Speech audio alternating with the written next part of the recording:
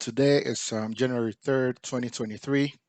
So I'll be remiss if I didn't say Happy New Year to all our viewers and especially our subscribers. If you're new here or a returning viewer who hasn't subscribed yet, um, we plead with you to please hit the like button, hit the subscribe button, comment on our videos, share them, hit the notification bell, right? Choose all notifications.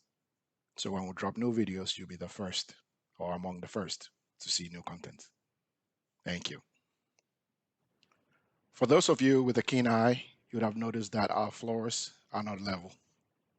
There is a 2 foot drop or an incline depending on the part of the house you're on. In this video, I'll talk you through why that became the way it is, even though the original plan had things all on the same plane. Stay tuned. This is Eric, and welcome to Ghana Bakweku YouTube channel, where we document the building process for our dream home in Ghana, West Africa. We hope that you find the content we share helpful, encouraging, and hopefully educating as well. Welcome back to the channel. As mentioned in the intro, we ended up with an accidental terrace, right? The floor plan was supposed to be level. We knew that the land had, a slope. We knew about that. So the original idea was to build the walls towards the lower end higher. So when we compacted it, we can end up with a flat level surface, right? The walls might look higher when you're looking at it, because we'll stack more blocks to get a higher footing compared to the rest of the house that is going to be on the higher part of the like on the hilly part. But what happened was after we erected the foundation walls, put the laterite in, and waited for the laterite to get compacted, we noticed after some delay, I think it was part of it was the lockout. So there were times in this part of the journey where the workers had to it's funny. They had to sneak to site, people laying, on the ground of a car because of, social distancing and how many people you could have in the car and, how much space you could have. I give it to them. They were adventurous. They were hungry. They needed to eat. They needed to feed their kids, their family. So they decided to do that. I give them props for that. It could have slowed our progress down, but it didn't. Anyway, back to the story. So we got delayed by the lockouts or the lockdowns and also by some heavy rains at the time.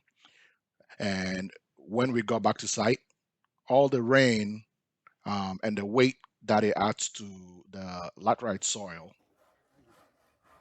made the higher part of the wall, which is the walls that we had raised higher on the downhill part of the foundation, buckled in. that was that was really heartbreaking to see our money, um, you know, go go down the drain literally, um, with such an accident.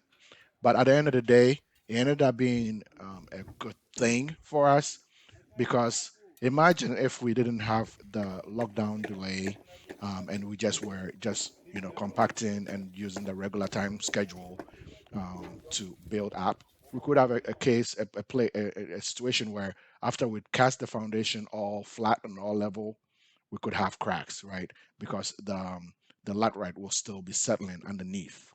So I'm glad we ended up noticing it when we did.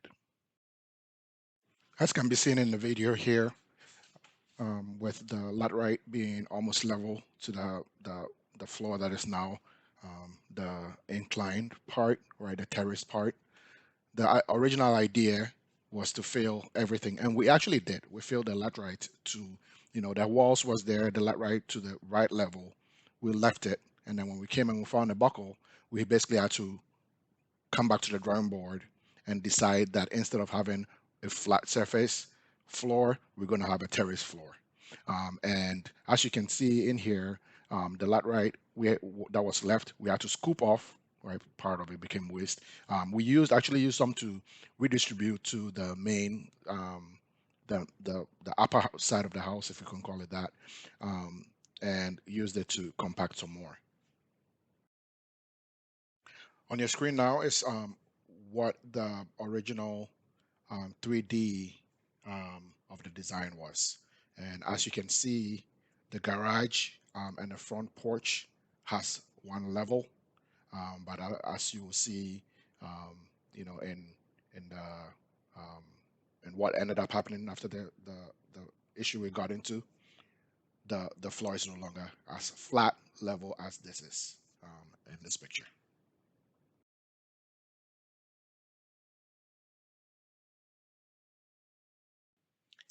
Another value added bonus we got from this predicament was a money saving one, right? Rather than having to pay for the casting for the entire um, ground floor at the same time, because we decided to wait to see if the laterite will settle some more or will cause the wall to collapse further or not. We decided to leave the left side of the project alone, the garage side. We left that part alone, as you can see in this video.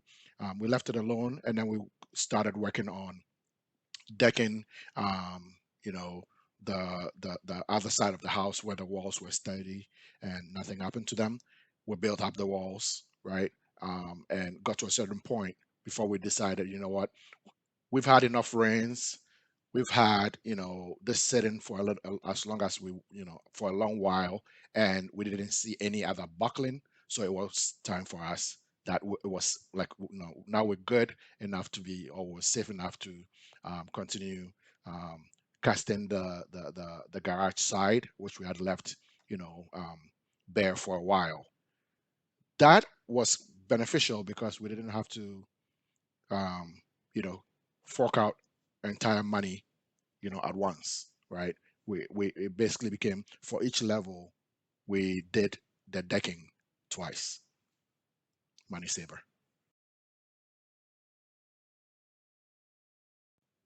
After we realized that it was safe enough to do the work on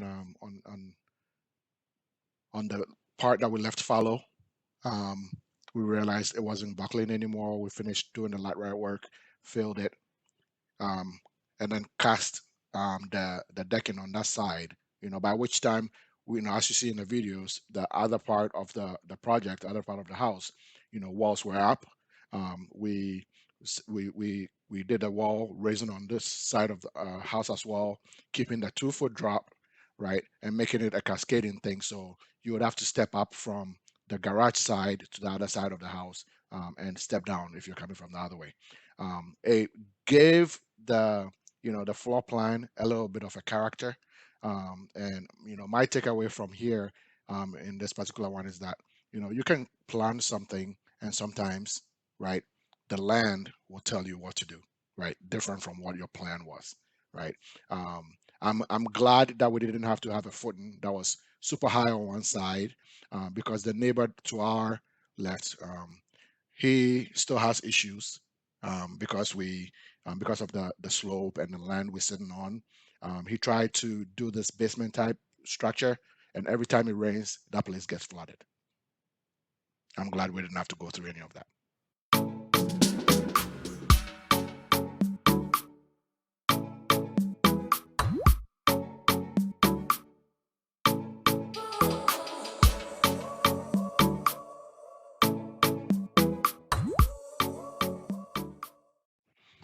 I think the moral of the story is, sometimes mishaps happen.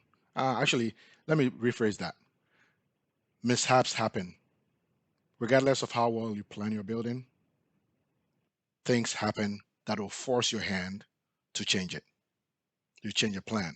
Sometimes you might start off with a plan, and then something more appealing, or maybe your feeling of how you look at where you want to reside for the rest of your life might change, and you'll be forced to change it. Change is okay.